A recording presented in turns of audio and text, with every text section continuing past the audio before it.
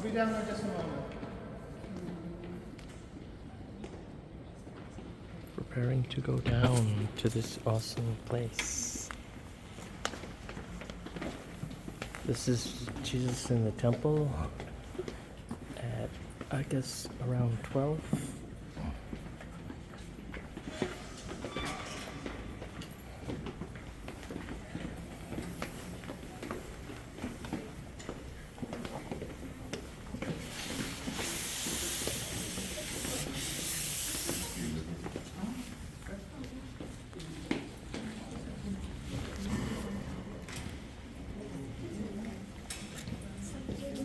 Very steep.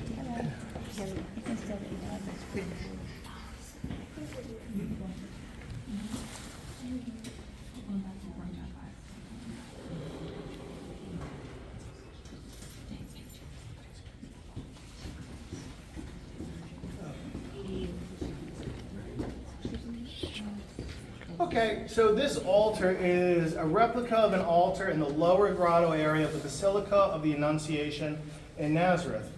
So imagine, if you would, there's like a cliff, and at the base of the cliff, that's the grotto area where you would find this, but the larger basilica is kind of on top of the cliff. So the image in the back there, which shows the moment of the Annunciation, when the Archangel Gabriel appeared to Mary to tell her that she was going to carry the Messiah, Jesus Christ, and then the white dove, the Holy Spirit, with his power coming down onto Mary. That whole image is added just so that you can see the Annunciation. Really, the replica is just the altar. That marker, the 5-point Jerusalem cross I was talking about upstairs, that's supposed to mark the actual spot of the Annunciation. And then there's an inscription there, Verbum caro hic factum est, which is a slight little play on a verse in the Gospel.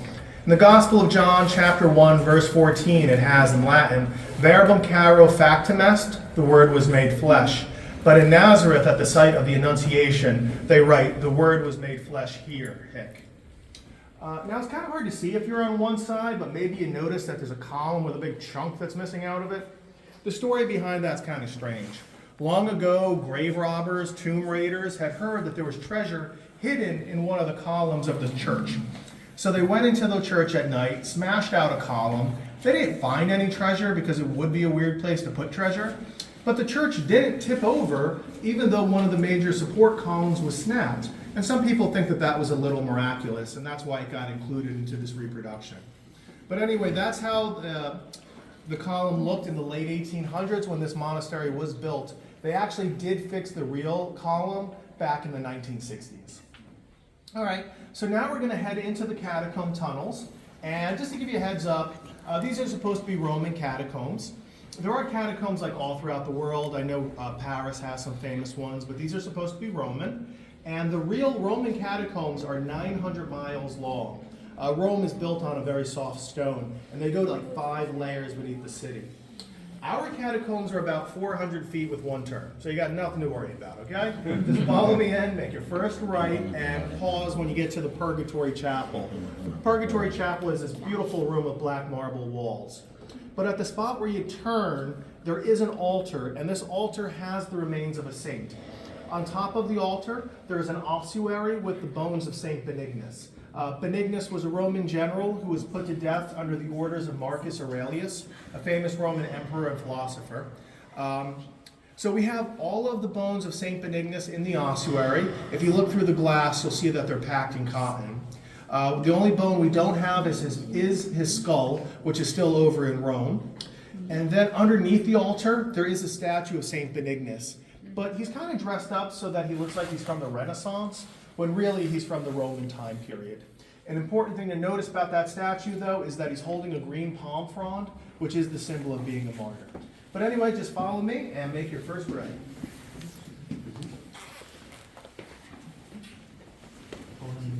It's like it's an adventure.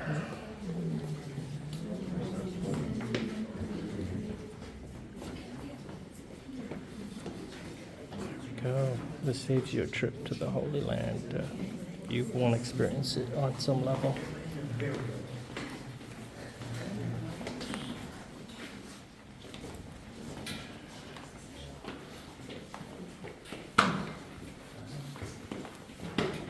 can see here. It's pretty steep coming down. It's supposed to make you, I guess, more penitent and reverent. Oh, these walls aren't, they're painted. I need a torch. You do. Turn your light on. Yeah, there you go. The new torch. There we go. Wait for the adventure. If I'm not back in an hour.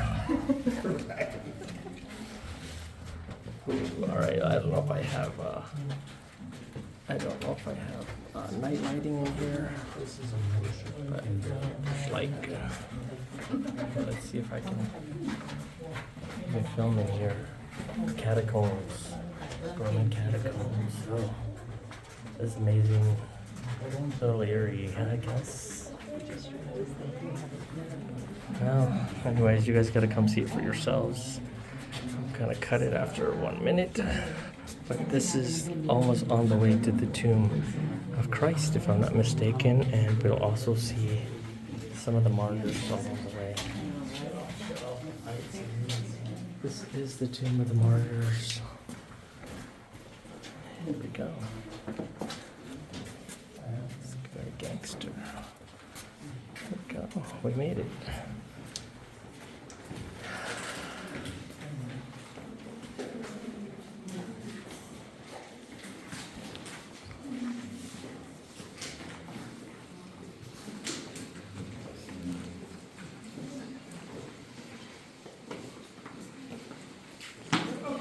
So this is called the Purgatory Chapel, and it's dedicated to the faithfully departed.